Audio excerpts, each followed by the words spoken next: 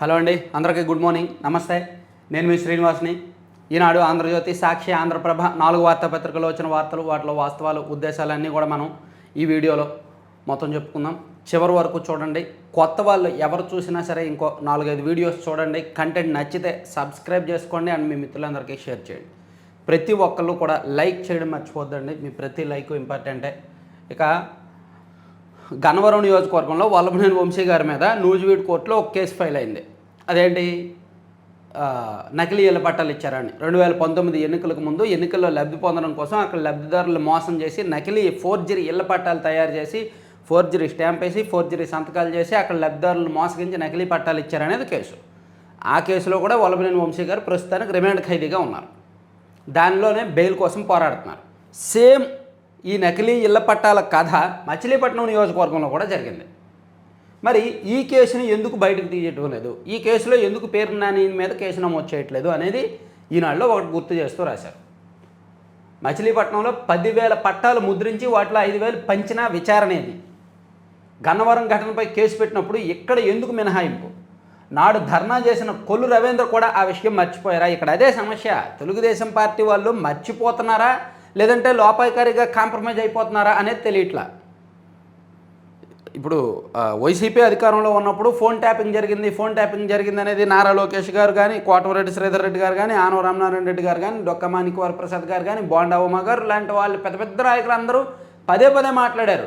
YCP వాళ్ళు మా ఫోన్లు ట్యాప్ చేస్తున్నారు. అధికారంలోకి వచ్చే ఇప్పుడు వరకు ఫోన్ ట్యాపింగ్ వ్యవహారం బయటికి తీయలేదు కదా. అసలు ఫోన్ ట్యాపింగ్ అనేది చాలా పెద్ద నేరం. అంతెందుకు జడ్జీల ఫోన్లు కూడా ట్యాప్ చేశారని రాశారు కదా ఆంధ్రజ్యోతిలో. మరి ఆ జడ్జీల ఫోన్లు ట్యాప్ చేస్తే రాజ్యాంగ సంక్షోభం కదా, రాజ్యాంగపరంగా అతి పెద్ద క్రైమ్ కదా. మరి దాన్ని బయటకు తీయట్లేదు. అలా చిన్న కేసులు పెద్ద కేసులు చాలా వరకు కాంప్రమైజ్ వదిలేస్తున్నారు అనడానికి ఇది ఒక ఉదాహరణ. గన్నవరం నియోజకవర్గంలో 2019 ఎన్నికల్లో నకిలీ ఇళ్ల పట్టాలు పంచి ఓటర్లను ప్రలోభపెట్టిన కేసులో మాజీ ఎమ్మెల్యే వల్లభనేని వంశీ ప్రస్తుతం రిమాండ్లో ఉన్నారు. 2024 ఎన్నికల్లో మచిలీపట్నం నియోజకవర్గంలో వైకాపా అభ్యర్థి పేర్ని కృష్ణమూర్తి కిట్టూని గెలిపించడం కోసం ఓటర్లను ప్రలోభపెట్టేందుకు ఆయన వర్గీయులు నకిలీ పత్రాలు ఫోర్జరీ సంతకాలతో 10,000కు పైగా నకిలీ ఇళ్ల పట్టాలు ముద్రించి వాటిలో 5,000కు పైగా పట్టాలను పంచేశారు. అప్పట్లో ఉన్నది వైకాపా ప్రభుత్వం. కిట్టు తండ్రి నాటి మంత్రి పేర్ని నాని కావడంతో కేసు పెట్టలేదు. అంత తీవ్రమైన నేరానికి పాల్పడినట్టు ఆరోపణలు వచ్చినా ఎన్నికల సంఘము సీరియస్గా తీసుకోలేదు. కూటమి ప్రభుత్వం ఏర్పడి ఏడాదైనా ఆ ఘటనపై విచారణకు ఆదేశించలేదు. గన్నవరం ఘటనపై కేసు పెట్టినప్పుడు మచిలీపట్నం వ్యవహారంపై ఎందుకు విచారణ జరపడం లేదనే ప్రశ్నలు తలెత్తున్నాయి. ఇది వ్యవహారం. అప్పట్లో ఈ నకిలీ ఇళ్ల పట్టాల వ్యవహారంలోనే తెలుగుదేశం పార్టీ ఇన్ఛార్జిగా ఉన్న కొల్లు రవీంద్ర గారు కూడా ధర్నా చేశారు. కానీ ఇప్పుడు ఏమీ చేయట్లేదు అనేది ఒక మంచి లాజికల్ వార్త ఒకటి ఈనాడులో రాశారు. మరొకటి, కొల్లేరు సమస్యకు మానవీయ పరిష్కారం సాధికార కమిటీ ముందుకు రాష్ట్ర ప్రభుత్వ ప్రతిపాదనలు. సరస్సు పరిరక్షణతో పాటు ప్రజలకు న్యాయం జరిగేలా చూడాలి. కొల్లేరుపై సమీక్షలో ముఖ్యమంత్రి చంద్రబాబు. ఎల్లుండి రాష్ట్ర వ్యాప్తంగా 1,000,000 మొక్కలు నాటే కార్యక్రమం. కొల్లేరు పరిధిలో 20,000 ఎకరాల మేర జిరాయితీ డీపట్టా భూములు కలిగి ఉన్న రైతులకు న్యాయం జరిగేలా చూడాలని ముఖ్యమంత్రి చంద్రబాబు అధికారులను ఆదేశించారు. రాష్ట్ర ప్రభుత్వ ప్రతిపాదనలను సాధికార కమిటీ సుప్రీంకోర్టు ముందు నుంచి ఒప్పించాలని సూచించారు. సరస్సును పరిరక్షించుకోవడమే కాకుండా ఈ ప్రాంత ప్రజల సమస్యలను మానవీయ కోణంలో పరిష్కరించాల్సిన అవసరం ఉందని, అక్కడ పక్షులు పర్యావరణంతో పాటు ప్రజలకు న్యాయం జరిగేలా కార్యాచరణ ప్రారంభించాలని నిర్దేశించారు. ఇక్కడ ప్రజల పేరుతో నాయకులు రాబందులుగా ఉంటారు. కొల్లేరులో ఒక 50,000 ఎకరాలు అనఫీషియల్గా ఆక్రమించేసి చేపల చెరువులు తవ్వేసి ఆ చెరువులను లీజుకి ఇచ్చేస్తే చాలు, సంవత్సరానికి ₹1,00,000 లీజు వస్తుంది ఒక ఎకరం మీద. చూసుకోండి, ఒక ఎకరం 50,000 ఎకరాలు అనుకోండి, 50 లక్షలు అప్పనంగా వచ్చినట్టే. సంవత్సరానికి కాదు, సీజన్కి. సీజన్ అంటే 6 నెలలు కావచ్చు, 4 నెలలు కావచ్చు, ₹1,00,000 వస్తుంది. సో కొల్లేరులో రైతుల పేరిట, పేద రైతుల పేరిట నాయకుల పంజా ఎక్కువ ఉంటుందన్నమాట. ఇక ఐఐటి అడ్వాన్స్డ్ ఫలితాలు వచ్చాయండి. తొలి 10 మందిలో మనోడు ఒకే ఒక్కడంట. 10వ ర్యాంకు సాధించిన వడ్లమూడి లోకేష్. తొలి 20లో 4 మన విద్యార్థులకు. జేఈఈ అడ్వాన్స్డ్ ఫలితాలు విడుదల. జోసా కౌన్సిలింగ్కు 54,378 మంది ఎంపిక. జేఈఈ అడ్వాన్స్డ్లో ఏపీకి చెందిన వడ్లమూడి లోకేష్ జాతీయ స్థాయిలో 10వ ర్యాంకు సాధించి తెలుగు రాష్ట్రాల్లో అగ్రస్థానంలో నిలిచారు. కొన్నేళ్లుగా తొలి 10 ర్యాంకుల్లో 3 నుంచి 6 వరకు ఏపీ తెలంగాణ విద్యార్థులు సాధిస్తుండగా ఈసారి మాత్రం ఒక్కరికే వచ్చిందంటండి. నిజమే, ఇంతకుముందు తరచూ కూడా టాప్ 10లో కనీసం ఒక 2, 3, 4 మనకు ఉండేవి. ఈసారి ఒక్కటే వచ్చింది, అది కూడా 10th ర్యాంక్ అన్నమాట. అది రాశారు. ఇక ఉపాధ్యాయులకు 4,000కు పైగా పదోన్నతులు, 1,373 మంది సబ్జెక్ట్ టీచర్లకు హెచ్ఎం గ్రేడ్ 2, ఎస్ఏ హెచ్ఎంలుగా 3,382 మంది ఎస్జిటీలు. ఈ నెల 10లోపు పూర్తిగానున్న బదిలీల ప్రక్రియ. సో ఉపాధ్యాయుల బదిలీలకు సంబంధించి ఒక కీలకమైన అంశాన్ని రాశారు. ఉపాధ్యాయుల పదోన్నతులు బదిలీలో భాగంగా పాఠశాల విద్యాశాఖ వివిధ స్థాయిల్లో 4,755 మంది ఉపాధ్యాయులకు పదోన్నతి కల్పించింది. మిగులుగా తేలిన 4,693 స్కూల్ అసిస్టెంట్లను ఆదర్శ ప్రాథమిక పాఠశాల ప్రధానోపాధ్యాయులుగా సర్దుబాటు చేసిందంట. తర్వాత ఈరోజు ఐపీఎల్ ఫైనల్ జరగబోతోంది. సో ఐపీఎల్ 2 జట్లు కూడా స్ట్రాంగ్గా ఉన్నాయి. 2 జట్లు లైనప్ బాగుంది. బ్యాటింగ్ బౌలింగ్ సమతూకంగా ఉంది. 2 జట్లలో ఎవరు గెలిచినా ఫస్ట్ టైం ట్రోఫీ గెలిచినట్టే. ఇప్పటి వరకు పంజాబ్ కూడా కప్పు గెలవలేదు, ఆర్సీబీ కూడా కప్పు గెలవలేదు. అయితే ఈసారి ఎక్కువగా ఆర్సీబీ మీద అంచనాలు ఉన్నాయి మొదటి నుంచి కూడా. అందులోకి వాళ్ళు ఇప్పుడు మంచి ఫామ్లో ఉన్నారు. అట్ ద సేమ్ టైం పంజాబ్ని కూడా తీసి పడేయడానికి లేదు. పంజాబ్లో కూడా విధ్వంస్కర్ బ్యాట్స్మెన్ ఉన్నారు, బౌలింగ్ బాగుంది. సో చూడాలి ఏం జరుగుద్ది అనేది.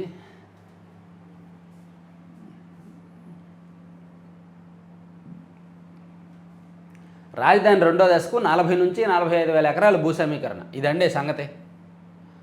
రాజధాని 2వ దశ అసలు గుట్టు విప్పేశారండి. 40 నుంచి 45 వేల ఎకరాల భూ సమీకరణ, 38 వేల ఎకరాలు ఇచ్చేందుకు ఇప్పటికే రైతుల అంగీకారం. విమానాశ్రయం, స్పోర్ట్స్ సిటీ, స్మార్ట్ ఇండస్ట్రీస్ కోసమే. తొలి విడతలో నిబంధనలే మలి విడతకు వర్తింపు. మంత్రి నారాయణ వెల్లడి. ముఖ్యమంత్రి అధ్యక్షతన సిఆర్డీఏ సమావేశం. రాజధాని అమరావతి 2వ దశ ప్రాజెక్టు కోసం 40 నుంచి 45 వేల ఎకరాల భూ సమీకరణలో తీసుకోబోతున్నట్టు పురపాలక శాఖ మంత్రి పి నారాయణ తెలిపారు. తొలి దశలో 2017 చదరపు కిలోమీటర్ల పరిధిలో భూ సమీకరణకు అనుసరించిన నిబంధనలే 2వ దశకు వర్తింపజేస్తామని, 5,000 ఎకరాల్లో విమానాశ్రయము, 2,500 ఎకరాల్లో స్మార్ట్ ఇండస్ట్రీస్, మరో 2,500 ఎకరాల్లో స్పోర్ట్స్ సిటీ ఎయిర్పోర్టుకు ఈ భూమి సమీకరించనున్నట్టు తెలిపారు. ఆ భూమిని భూ సమీకరణలో తీసుకోవాలా, భూ సేకరణ చేయాలా అనే అంశంపై ఒక నిర్ణయానికి వచ్చే ముందు స్థానిక ఎమ్మెల్యేల ఆధ్వర్యంలో ప్రజాభిప్రాయ సేకరణ చేపట్టామని, పెదకూరపాడు నియోజకవర్గం పరిధిలో 26,000 ఎకరాలు, తాడికొండ నియోజకవర్గంలో 3 గ్రామాల పరిధిలో 12,000 ఎకరాలు కలిపి 38,000 ఎకరాలు భూ సమీకరణలో ఇచ్చేందుకు రైతులు ఇప్పటికే స్వచ్ఛందంగా ముందుకు వచ్చారని తెలిపారు. స్వచ్ఛందంగా అంటే కొన్ని ఉన్నాయిలే, రైతుల ఆందోళన, రైతుల భయాలు కొన్ని ఉన్నాయి. కానీ ఇప్పుడు ఆల్రెడీ తీసుకున్న 33,000 ఎకరాలకు, ఆ ఎకరాల రైతులకు పూర్తి స్థాయిలో న్యాయం చేయకుండా మళ్ళీ 2వ దశలో 40 నుంచి 45,000 ఎకరాలు తీసుకోవడం అంటే మామూలు విషయం కాదు. ఇది ప్రభుత్వానికి ఒక రకంగా ఇప్పుడు బాగానే ఉంటుంది, కానీ ఎన్నికలకు ముందు గొడవ జరుగుద్ది. ఎన్నికలకు ముందు వాళ్ళు రివర్స్ అవుతారు. మా పరిస్థితి అంటే మేము ఇచ్చాం, భూములు ఇచ్చి 3 ఏళ్ళు అయింది, న్యాయం జరగలేదు అని. అది ప్రభుత్వానికే ఇబ్బంది. ఇక విపత్తుల నిర్వహణలో అత్యంత ఖచ్చితమైన సమాచారం. సీఎం చంద్రబాబు సమక్షంలో షార్ ఆర్టీజీఎస్ మధ్య ఒప్పందం. ఇస్రో సహకారంతో ఆర్టీజీఎస్ ఆధ్వర్యంలోని అవేర్ ప్లాట్ఫామ్ను మరింత అభివృద్ధి చేసేందుకు రాష్ట్ర ప్రభుత్వం చర్యలు చేపట్టింది. ప్రభుత్వ పాలనలో స్పేస్ టెక్నాలజీని విస్తృతంగా ఉపయోగించుకోవడంతో పాటు వ్యవసాయ, వాతావరణ, విపత్తుల నిర్వహణ, పట్టణ ప్రణాళిక తదితర 42కు పైగా అప్లికేషన్లో ఇస్రోతో కలిసి పనిచేయనుంది రాశారు. సీఎం చంద్రబాబును కలిసిన నాస్కామ్ ప్రతినిధులు రాష్ట్రాన్ని టెక్ హబ్గా తీర్చిదిద్దేందుకు ఉన్న అవకాశాలపై చర్చ. ఓకే, రాష్ట్రంలో మళ్ళీ పెరుగుతున్న ఉష్ణోగ్రతలు. నిజమే, ఉన్నపలంగా ఉష్ణోగ్రతలు ఒక్కపోతలు పెరిగాయి. అసాంఘిక శక్తులకు సంఘీభావమా? నేడు జగన్ తెనాలి పర్యటనపై పలువురు విస్మయం. గంజాయి ముఠా సభ్యులపై ఎన్నో కేసులు. నాకు అదే అర్థం కావట్లా. పాపం వైఎస్ఆర్ కాంగ్రెస్ పార్టీ వాళ్ళకి రాజకీయం చేయడానికి ఇంకేం దొరకట్లేదేమో. గంజాయి కేసుల్లో, ఎన్నో క్రిమినల్ కేసుల్లో వాళ్ళు నిందితులుగా ఉన్నారు, నేరారోపణలు ఎదుర్కొంటున్నారు. 2018 నుంచి ఒక అబ్బాయి మీద కేసులు ఉన్నాయి, 11 క్రిమినల్ కేసులు ఉన్నాయి. అతన్ని పోలీసులు అంటే ఇప్పుడు ఆ గంజాయి అంటే ఆ నిందితులను పోలీసులు కొట్టారు, తప్పే. పోలీసులని చట్టపరంగా పోలీసుల మీద చర్యలు తీసుకోవాలి అని డిమాండ్ చేయడంలో తప్పులేదు. పోలీసుల మీద కేసు పెట్టడంలో తప్పులేదు. పోలీసుల్ని మానవ హక్కులు ఉల్లంఘన నేపథ్యంలో వాళ్ళని విచారించడంలో తప్పులేదు. అంటే అక్కడ as per rule of law వెళ్ళిపోవాలి, దానిలో రాజకీయం రాకూడదు. కానీ జగన్మోహన్ రెడ్డి గారు దానిలో రాజకీయం తీసుకొచ్చారు. ఈరోజు వాదార్చడానికి వెళ్తున్నారంట, వాదార్పు యాత్రకు వెళ్తున్నారంట తెనాలి. అది ఎక్కడ కరెక్ట్ అండి? తప్పు చేసిన వారి కులం, మతం ఏంటి? గంజాయి బ్యాచ్కు జగన్ పరామర్శ. డాక్టర్ సుధాకర్ను హింసించినప్పుడు ఎందుకు మాట్లాడలేదు? డ్రైవర్ సుబ్రహ్మణ్యం కుటుంబాన్ని ఎందుకు పరామర్శించలేదు? జగన్ తీరుపై పలువురు మంత్రులు, ఎన్డీఏ నేతలు మండిపాటు. కరెక్టేగా?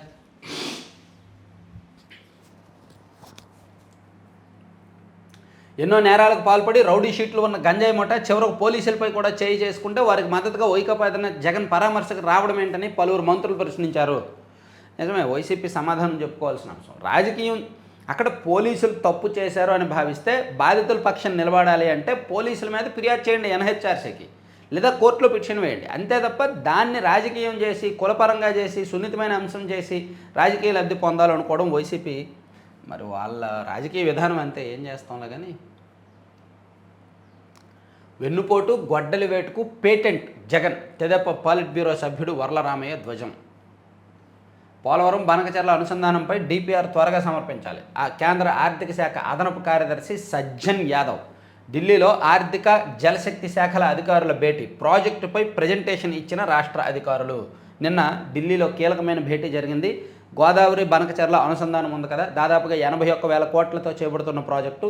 ఈ ప్రాజెక్టుని కేంద్రం అనుమతించి ప్రాథమికంగా సహకారం అందించాలి అంటే కేంద్రాన్ని కన్విన్స్ చేయాలి. సో దానికి ఫుల్ డీటెయిల్డ్గా ఒక పవర్ పాయింట్ ప్రజెంటేషన్ ఇచ్చారు నిన్న మన అధికారులు వెళ్ళి. సో దాంతో వాళ్ళు డిపిఆర్ సమర్పించండి అని అడిగారంట కేంద్ర అధికారులు. పోలవరం బనకచెర్ల అనుసంధానానికి సంబంధించి పూర్తిస్థాయి ప్రాజెక్టు నివేదికను త్వరగా సమర్పించాలని కేంద్ర ఆర్థిక శాఖ అదనపు కార్యదర్శి సజ్జన్ యాదవ్ సూచించారు.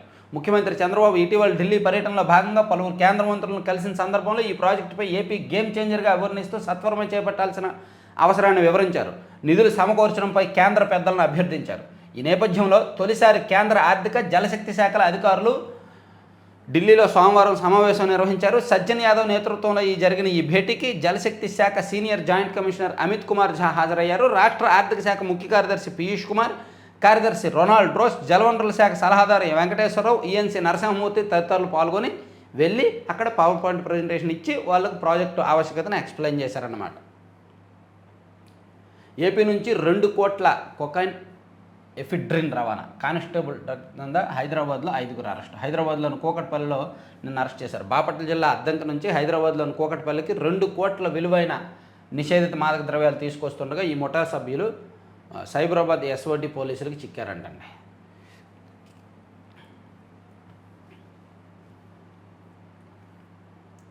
నాడు అధోగతి నేడు పురోగతి. ప్రకాశం జిల్లా తాళ్ళూరు మండలం తూర్పు గంగవరంలో దాదాపు 22.65 కోట్ల వ్యయం అంచనాతో నాడు శంకుస్థాపన చేసి ఇలా వదిలేస్తే ఇప్పుడు నిర్మాణ పనులు చేస్తున్నారన్నమాట.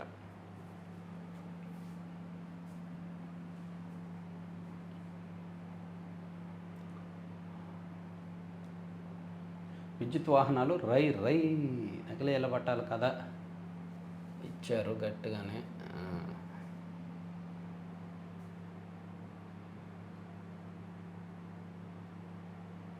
సరే, ఈనాడులో ఇంకొన్ని ఇంపార్టెంట్ అంశాలు అవి ఉన్నాయి, మళ్ళీ చూద్దాము.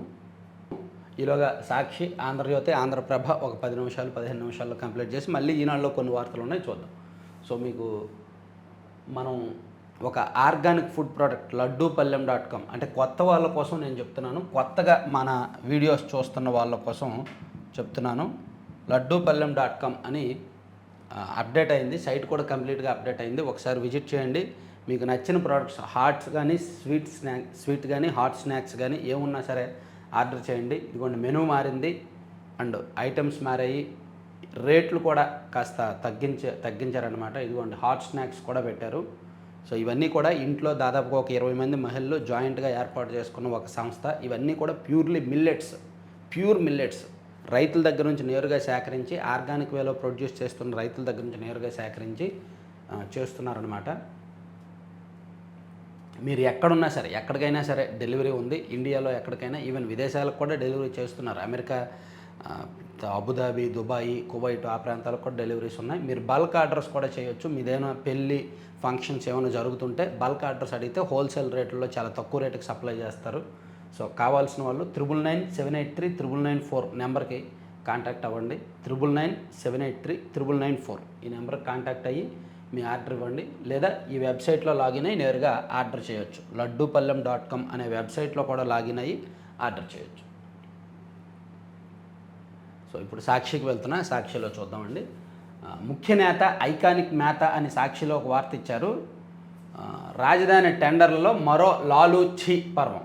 ఐకానిక్ టవర్లు సిండికేటుకే 3 ప్యాకేజీల కింద టెండర్లు పిలిచిన సిఆర్డీఏ 2018లో దక్కించుకున్న సంస్థలకే వాటిని మళ్ళీ కట్టబెట్టేలా చక్రం తిప్పిన ముఖ్య నేత. ఎన్సీసీ, షాపూర్జీ, పల్లోంజీ, ఎల్ఎన్టీ సంస్థల నుంచి మాత్రమే బిడ్లు. కాంట్రాక్ట్ విలువ కంటే 4.49, 4.5, 4.57% అధిక ధరలకు పనులు చేజెక్కించుకున్న సంస్థలు. ఖజానాపై 159 కోట్లకు పైగా భారం. రాజధాని నిర్మాణ పనుల విషయంలో విషం కక్కుతూనే ఉన్నారు, విషం చిమ్ముతూనే ఉన్నారు. ఆ కాంట్రాక్ట్ విలువ అదెంత, ఆ టెండర్ ఎంత, ఇప్పుడెంత, అప్పుడెంత, ఇవన్నీ కూడా ఇష్టం వచ్చినట్టు రాసుకెళ్ళిపోతున్నారు. అమరావతి విషయంలో సాక్షిలో ఏం రాసినా నమ్మొద్దు. IIT JEE advanced topper Rajit Gupta, OBC category టాపర్గా ఏపీ విద్యార్థి జ్ఞాన రుత్విక్ సాయి. ఐఐటి ప్రవేశాలకు దేశవ్యాప్తంగా 54,378 మంది ఎంపిక. వైద్యశాఖ బదిలీల్లో గందరగోళం. ఖాళీల విషయంలో స్పష్టత కరువు. ఆ వివరాలు చెప్పకపోతే దరఖాస్తు చేసుకునేదెలా అంటూ ఉద్యోగుల అసహనం. కొందరు బాస్లను మేనేజ్ చేసుకుంటున్నారని ఆరోపణలు. రెగ్యులర్ అయిన కాంట్రాక్ట్ సిబ్బంది సీనియారిటీ విషయంలోనూ అయోమయం అని రాశారు. వైద్యశాఖలో బదిలీల్లో ఇది ప్రతి సంవత్సరం బదిలీల సమయంలో ఉండేది. ఉద్యోగుల బదిలీల గడువు 9 వరకు పొడిగింపు. ఉత్తర్వులు జారీ చేసిన ఆర్థిక శాఖ బేరసారాల కోసమే అంటున్న ఉద్యోగ వర్గాలు. కర్నూలు జిల్లాలో మరో సీఐ వేధింపులు. వైఎస్ఆర్సీపీ కార్యకర్త యత్నం. పత్తికొండ పోలీస్ స్టేషన్లో పోలీసు అధికారి సివిల్ పంచాయతీ. తీసుకున్న అప్పు చెల్లించాలని పచ్చిబూతులు. గడువులోగా చెల్లించకపోతే రౌడీ షీట్ తెరుస్తానంటూ బెదిరింపు. బలవంతంగా ప్రామిసరీ నోట్లపై సంతకాలు. ఈ వేధింపులు భరించలేక పురుగుల మందు తాగిన బాధితుడు. తనకు జరిగిన అన్యాయంపై సెల్ఫీ వీడియో. కూటమి ప్రభుత్వ నాయకులు పోలీసులను ఇష్టారాజ్యంగా వాడుకుంటూ ప్రజాస్వామ్యాన్ని అపహాస్యం చేస్తున్నారు. పోలీసులపై ఒత్తిడి తీసుకొచ్చి వైఎస్ఆర్సీపీ సానుభూతి పరులు కార్యకర్తలను బెదిరించి కక్షపూరితంగా వ్యవహరిస్తున్నారు. ఇదేంటి, జగన్మోహన్ రెడ్డి గారి మాట వినట్లేదా ఈ కార్యకర్తలు? జగన్మోహన్ రెడ్డి గారు చెప్పారు కదా, వాళ్ళ పేర్లు రాసుకోండి, వాళ్ళ సప్తసముద్రాల అవతలున్నా మేము తీసుకొస్తామని. మరి వీళ్ళు ఎందుకు ఇలా చేసుకోవడం? పార్టీ అధినేత మాట వినొచ్చుగా వీళ్ళు.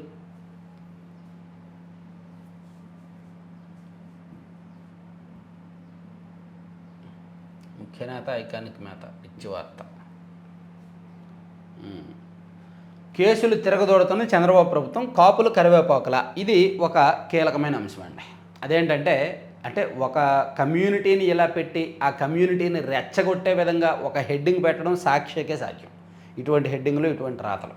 సారాంశం ఏమిటంటే, ముద్రగడ పద్మనాభం గారితో సహా ఇంకొంతమంది మీద మీ అందరికీ గుర్తుండే ఉంటుంది, తుని దగ్గర రత్నాచల్ ఎక్స్ప్రెస్ని తగలబెట్టేసిన కేసు ఉంది కదా. సో ఆ కేసుని 2016లో వాళ్ళ మీద కేసు నమోదు చేశారు. కేసు దర్యాప్తు జరిగింది. 2019లో అధికారంలోకి వచ్చిన వైసీపీ వాళ్ళు 2021లో ఆ కేసులు కొట్టేశారు. ఆ కేసులన్నీ ఉపసంహరించుకొని వాళ్ళకి మినహాయింపించారు. సో దీనిలో ఖచ్చితంగా రాజకీయ కోణమే ఉంది. వైఎస్ఆర్ కాంగ్రెస్ పార్టీ వాళ్ళు కావాలని రెచ్చగొట్టి, కావాలని అక్కడ రైలు దగ్ధం చేశారు అనేది అప్పటి ప్రభుత్వానికి తెలుసు. ఇప్పుడు మళ్ళీ అధికారంలోకి వచ్చారు కాబట్టి ఆ కేసులను మళ్ళీ విచారిస్తున్నారనమాట. సో కేసులు ఉపసంహరణ కొట్టేశారు. కాపులపై కేసులు కొట్టేస్తూ 2023లో తీర్పునిచ్చిన విజయవాడ రైల్వే కోర్టు.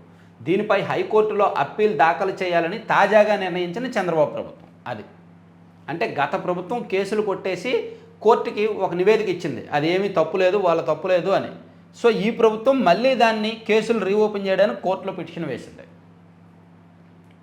ఇదిగోండి, GO RT number 852 dated 2/6/2025 from the public prosecutor high court of Andhra Pradesh Amaravati LR opinion అని చెప్పి in the circumstances explained by the senior divisional security commissioner RPF SC railways Vijayawada in the opinion of the public prosecutor high court of Andhra Pradesh Amaravati అని చెప్పి అవి quotation కోర్టులో మళ్ళీ తెరవాలని చెప్పి అడిగారు అనమాట.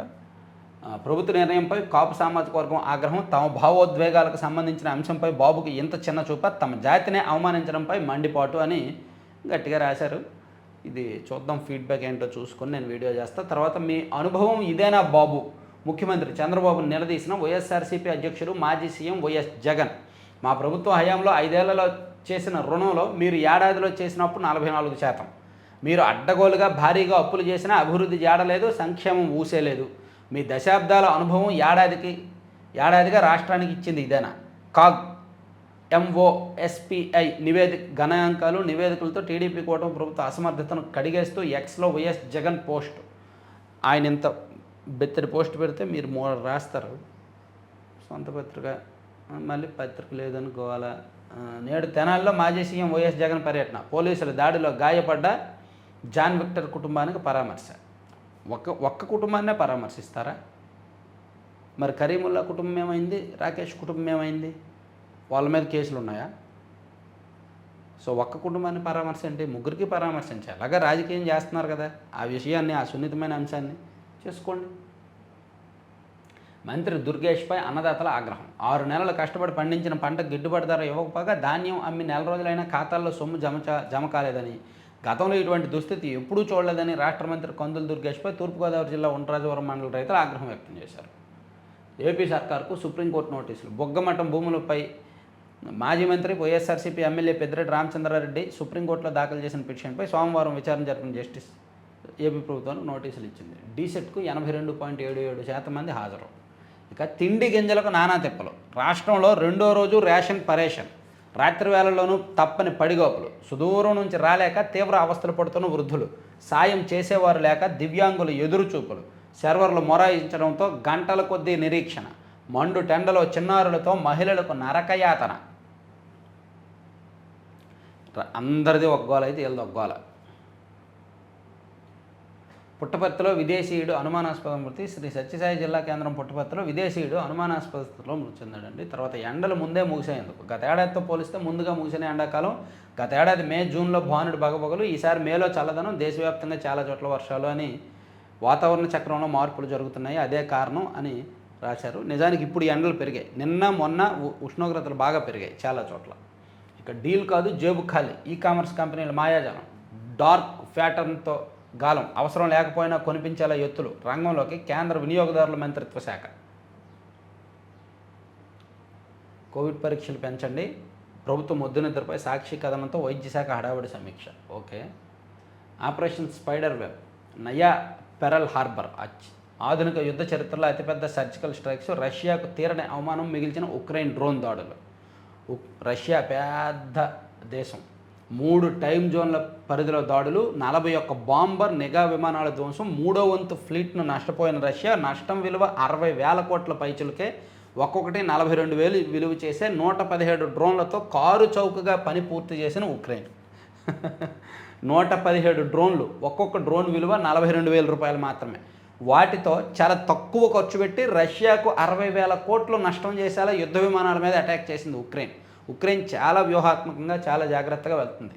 ఇప్పుడు దీని మీద రష్యా డిఫెన్స్లో పడిపోయి ప్రపంచవ్యాప్తంగా పరువు పోతుంది అని చెప్పి నో ఫస్ట్ యూజ్ అని చెప్పి ఒకటి ఉంది కదా, అంటే అణ్వాయుధాలు ముందుగా మనమే వాడకూడదు అనే ఒక షరతును ఉల్లంఘించి అవసరమైతే అణ్వాయుధాలను వాడైనా సరే ఉక్రెయిన్ను కంట్రోల్లోకి తీసుకురావాలి అని రష్యా యోచిస్తోందంట. ఉక్రెయిన్కు సహకరిస్తున్న యూరోపియన్ ప్రాంతాల మీద కూడా దాడి చేయాలని చూస్తోందంట రష్యా.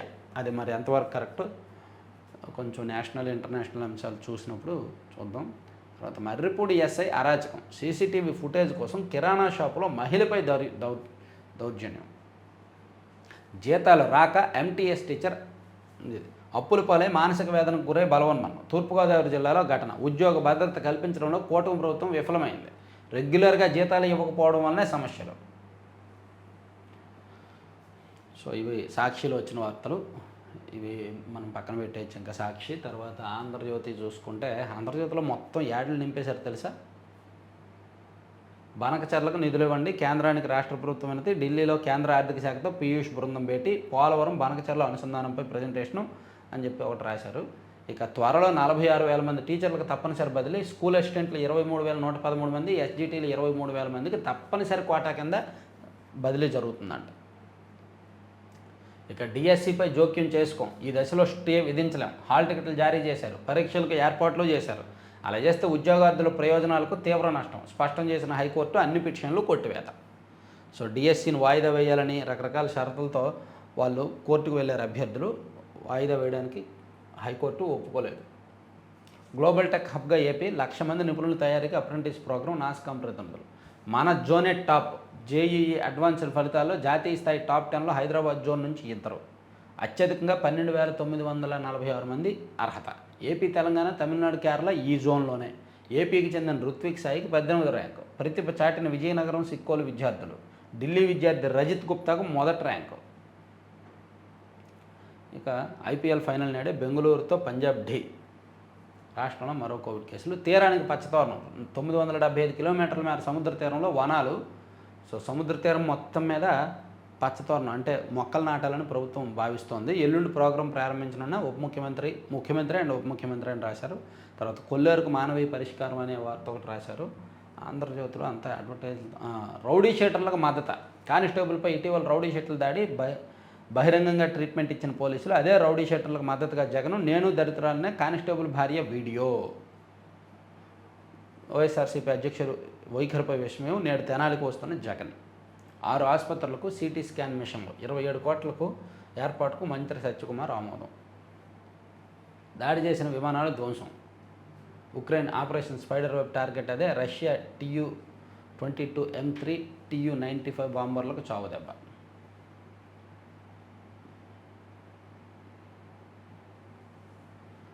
అన్నావర్సిటీ విద్యార్థినిపై రేప్ కేసు, బిర్యానీ మాస్టరే దోషి తేల్చిన చెన్నై మహిళా కోర్టు. దేశవ్యాప్తంగా సంచలనం రేపిన అన్నా యూనివర్సిటీ విద్యార్థినిపై అత్యాచారం కేసులో చెన్నై మహిళా కోర్టు సంచలన తీర్పు వెలువరించింది. మొదటి నుంచి నిందితుడిగా ఉన్న వ్యక్తి దోషిని తేల్చిన కోర్టు అతనికి యావజ్జీవ కారాగార శిక్ష విధించింది.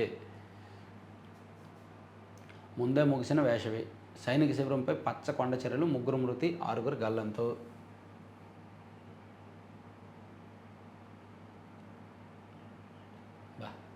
సో ఇవి ఆంధ్రప్రభకి వెళ్దాం. ఆంధ్రజ్యోతి కూడా ముగిసింది. ఐపీఎల్ కొత్త ఛాంపియన్ ఎవరో తెలియదు అన్నాడు. తర్వాత అయోధ్య కులసం రామాలయ శిఖరం స్వర్ణమయం అంట.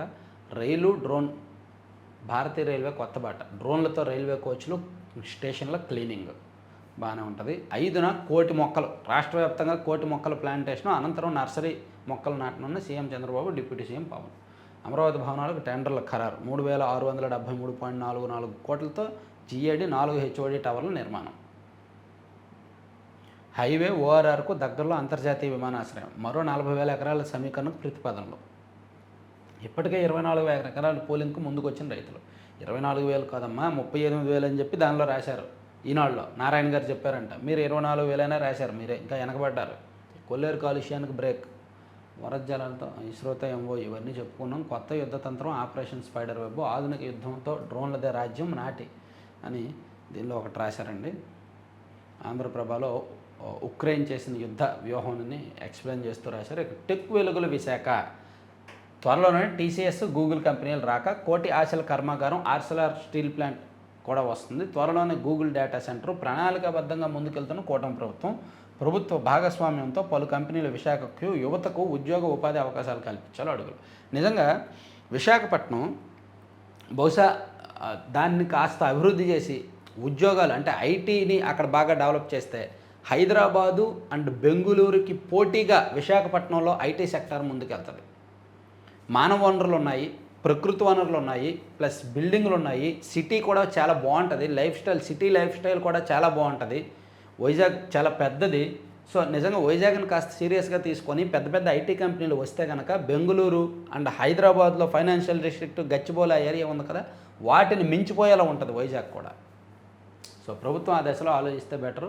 మంగళగిరిలో త్వరలోనే 2వ దశ ఇళ్ల పట్టాల పంపిణీ అని రాశారు. ఇవన్నీ ఆంధ్రప్రభలు, ఇవి కూడా పక్కన పెట్టి ఈనాడులో ఒకసారి మనం మిగిలిన అంశాలు చూద్దామండి.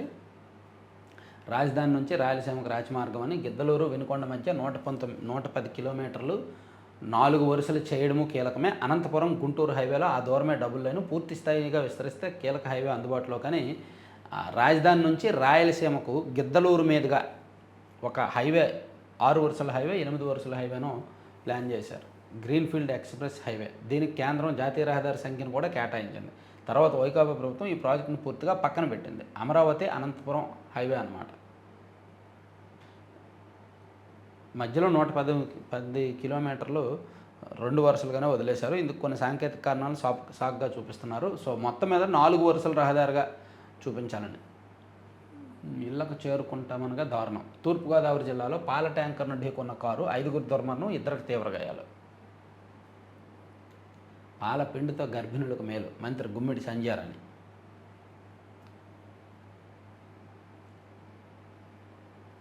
వైకాపా నేత నందిగం సురేష్కు బెయిల్ నిరాకరణ. ఈ ప్రభుత్వం జగన్ పైన కేసులు పెట్టొచ్చు, కుట్రపూరిత కేసులను ఎదుర్కొంటాం సజ్జల. నేరస్తులను వాదార్చడంలో జగన్ బ్రాండ్ అంబాసిడర్. తెదేపా ఎమ్మెల్యే ఎంఎస్ రాజు ధ్వజం. ఏపీ పోలీస్ ఆధ్వర్యంలో ఏఐ హ్యాక్థాన్ ఈ నెల 27 నుంచి 29 వరకు నిర్వహణ.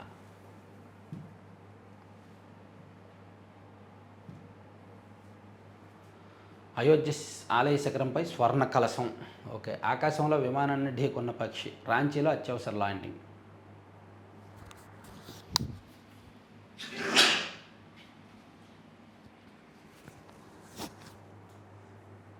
శాంతించని తుపాకీ, ఫలితమివ్వని రష్యా ఉక్రెయిన్ చర్చలు, యుద్ధ ఖైదీల మార్పిడి వరకే పరిమితం, ప్రత్యర్థి దాడితో ఉలిక్కిపడ్డ రష్యా. విజయం సాధించామన్న ధోరణిలో ఉక్రెయిన్. మొన్న జరిగిన దాడిలో రష్యా ఒక రకంగా ఆత్మరక్షణ ధోరణిలోకి వెళ్ళిపోయింది. ఉక్రెయిన్లో విపరీతమైన ఆత్మవిశ్వాసం వచ్చేసింది. మనం గెలిచేసాం అనేంతగా ఉక్రెయిన్ సంబరపడుతుంది. సైనిక శిబిరంపై మృత్యు చర్య, సిక్కింలో 3 దుర్మరణం, మరో 6 గల్లంతో ఈశాన్యాన్ని కుదిపేస్తున్న వర్షాలు. ఈశాన్య రాష్ట్రాల్లో కురుస్తున్న వర్షాల కారణంగా అక్కడ ఒక సైనిక శిబిరం జరుగుతుంటే అక్కడ కొండ చర్యలు విరిగిపడి 3 చనిపోయారనమాట. తర్వాత MIT గ్రాడ్యుయేషన్ వేడుక నుంచి మేఘా వేమూరి బహిష్కరణ. పాలస్తీనాకు సంఘీభావంగా ప్రసంగించడమే కారణం. మెగా డిఎస్సి నిలుపుదలకు నో చెప్పిన హైకోర్టు, స్టే కోరుతూ వేసిన అనుబంధ పిటిషన్లో కొట్టివేత అని రాశారండి. సో విశాఖలో ఒమిక్రాన్ వేరియంట్, NIVలో నిర్వహించిన పరీక్షలో వెల్లడి. రోజుకు 1000 కోవిడ్ పరీక్షలు చేయాలని వైద్య ఆరోగ్య శాఖ ఆదేశాలు. సో ఇవన్నీ చెప్పుకునేయాలే. సో ఓవరాల్గా ఇవ్వండి 3 పత్రికల్లో వచ్చిన వార్తాంశాలు. సో చివరి వరకు చూసిన అందరికీ, అంటే నేను కొంతమంది అడుగుతున్నారు, పర్సనల్గా కొన్ని మెసేజ్ చేస్తున్నారు, అన్న మీరు లడ్డూపల్లిని ఎందుకు అంతగా ప్రమోట్ చేస్తున్నారు అని. ఒకటి, అది ఆల్మోస్ట్ అందరూ కూడా మనకు తెలిసిన వాళ్ళే తయారు చేస్తున్న వాళ్ళందరూ కూడా మన వాళ్ళే, మనకు తెలిసిన వాళ్ళే. అండ్ అది ఫుడ్ మంచి ఫుడ్ కదా, ప్రోడక్ట్ బాగుంది, ప్లస్ తక్కువ రేటుకి ఇస్తున్నారు. అండ్ చాలామందికి అంటే ఉద్యోగ అవకాశాలు, ఉపాధి అవకాశాలు పెరుగుతున్నాయి కదా.